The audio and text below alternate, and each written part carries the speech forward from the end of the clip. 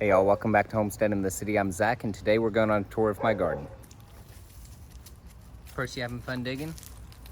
So on all these garden tours, we pretty much go from the southwest corner of our property around the backyard and up to the northeast corner.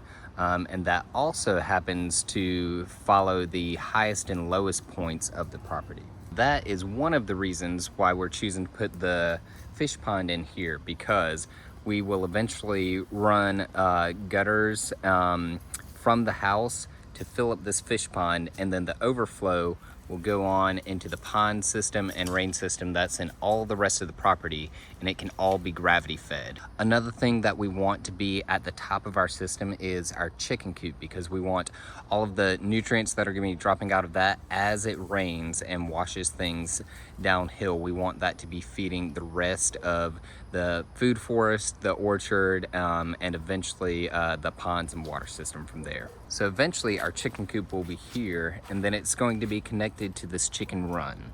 And this is something that we've been planning for a while.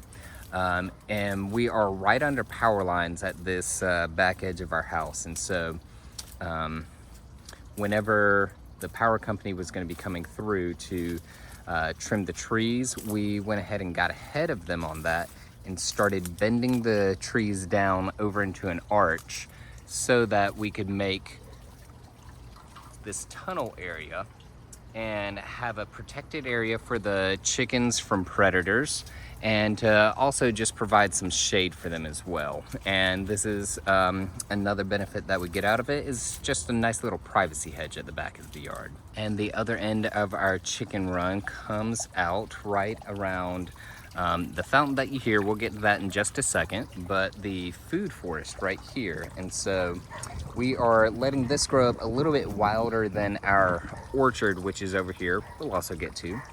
And so we've got a good mix in here. I see some plum that we got from Amanda at Doco Farms. We've got multiple varieties of strawberries that I've just thrown in here. This is one of my grocery store raspberries. Over here behind this big old bronze fennel, I've got a loquat that we grew from seed from a tree that was in our old neighborhood. We've also got plenty of mint in here. I also see some elderberry in there. We've got a persimmon tree back in there, as well as a mulberry right here. So we've got lots of stuff kind of all planted in closely. The cherry laurels that are in here that are kind of part of that hedge as well, we'll probably eventually trim those back some and have more food trees that are growing in here. But we'll see about that in the future. So this is probably the newest addition. I think in our last video, it was just a hole in the dirt. I got a pond liner and connected our rain barrel system to it, and we made this our newest pond. And of course, this was dug mostly by Percy, and so he gets to play in it now, and he loves it. We have fish and frogs in there, and so we always love to add more water features. I do have a pump in there that is not working right now, but we like to have pumps to keep the water circulating. They cut down on mosquitoes, but also provide a little bit of white noise just to kind of drown out the neighborhood and road sounds to make it a little bit more pleasant to be back here. And then in the middle of the yard, we have our 7-row fruit orchard. It's very much a work in progress right now. We've mostly been just kind of growing organic material in it to be able to chop and drop so that we can build the soil. This is the first bed that we built, and you can definitely see if we dig down just a little bit that we've got some amazing soil in there already. And this is about 14 months into this process. So we're gonna just keep adding organic material and planting things in there, because the root systems of all the plants that are in there are gonna provide benefits for the soil, as well as just adding that organic material in there. Then right here we have our peach tree. It is not our only fruit tree, but it is our biggest. We do have a few avocados throughout here that I've just planted from pits from our guacamole avocados, and several of them have sprouted up, but we don't necessarily expect them to last through the winters here in South Carolina. And through the center of our fruit orchard, we have this path that goes from the patio back to our future greenhouse area, which right now is just a rectangle of bricks with some junk in the middle.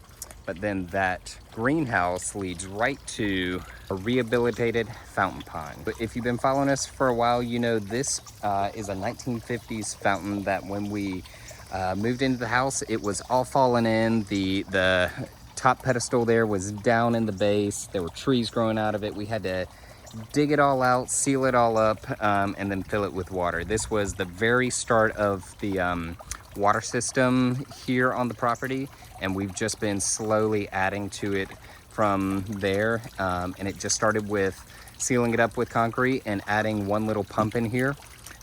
We've eventually added fish, and of course the frogs came in all on their own.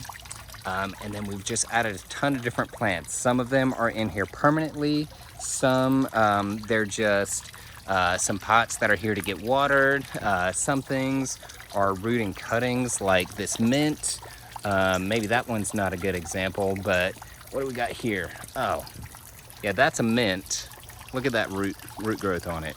Yeah, so I just love to grow a ton of stuff in and around the fountain. It's kind of the focal piece of the garden now, and it's where there is the most life and biodiversity, and we just love it.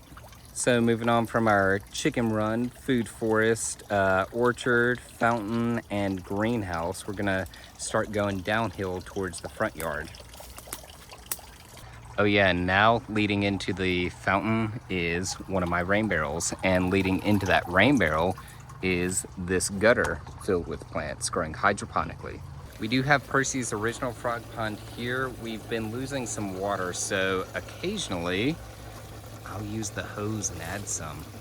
Oh, also at the bottom of the hill in the backyard, I have a banana tree, which I know they need a lot of nutrients, so that's one of those plants that I'm hoping will benefit from all of that nutrients coming down from the chicken run all the way through the yard, and this being the lowest point. And it's also the overflow point for the entire water system that's all connected together. So if it rains too much, all of that rainwater is coming right here to this banana.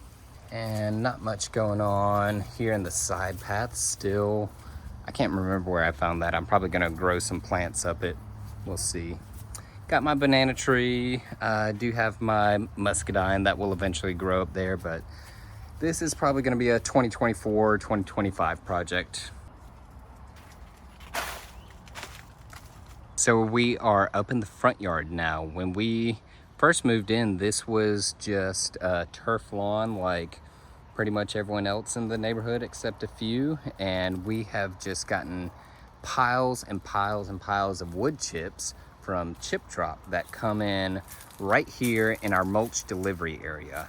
And so this is now a convenient place that's over to the side. It's on the opposite side of our yard from the driveway.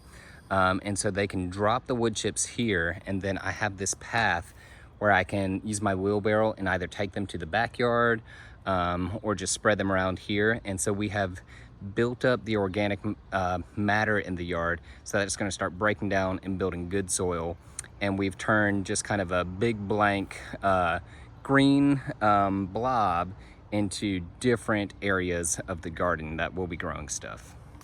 Okay, so kind of in the center of our front yard, a little bit back from the center actually, we do have our pallet raised beds. These are just some pallets I hauled in on my bike from down the street, cut them in half and screwed them together, threw some wood chips and dirt in it, and right now we're really trying to build the soil up. I grew a little bit of sunflowers and peas in it this spring and then cut them down, and then we actually burned it the other day and then planted some new sunflower seeds, and we're gonna put some peas in it later.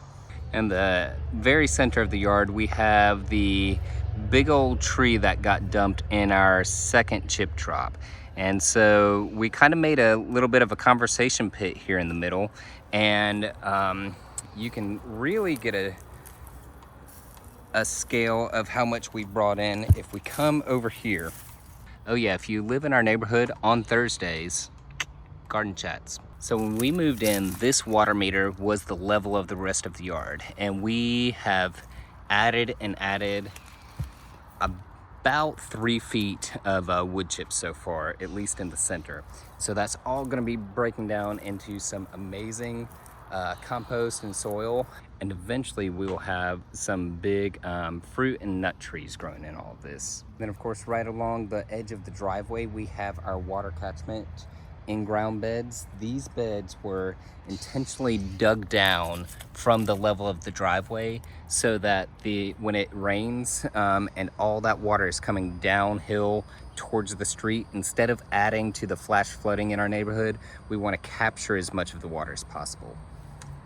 So as our driveway slants down towards the street and the street kind of goes downhill towards the east, we have intentionally built up our yard on the downhill side and then dug down right here along the driveway so that we have as much water catching potential in here as it comes into the yard, and all of these wood chips and plants will eventually absorb all of that. By the way, all these sunflowers in here are just birdseed from the hardware store. And then right here by the front path is Karish flower garden, which right now we don't have much growing up in it. I did use the little flame weeder to get some of the dead stuff out from the spring, and we've had a lot of seeds that we've put down and some bulbs, and we've had a few things pop up, but this is another one of those things. It's probably going to take a good 3 years or so for this place to get really established. This is just my little pond in the front yard. I think I have seen some tadpoles in it. We have some duckweed growing, which I'm gonna try to transplant to the other ponds as well. And we still don't have much going on here. This is on the other side of our driveway. It's our future berry hedge. I did trim some of the trees and made a little wattle fencing right here. Eventually I'm gonna try to vine some stuff through there, probably some blackberry and dewberry. We'll get some elderberry and mulberry trees growing in here. And then probably some other stuff, strawberry, any other type of berry that we can find. Just plant it all along in here. And then that's all we've got for today. If you haven't already, check out our website, hitc.city. We do have an email newsletter, and if you sign up in time, I think you'll get some fun bean facts in your inbox this month. See y'all in the next video.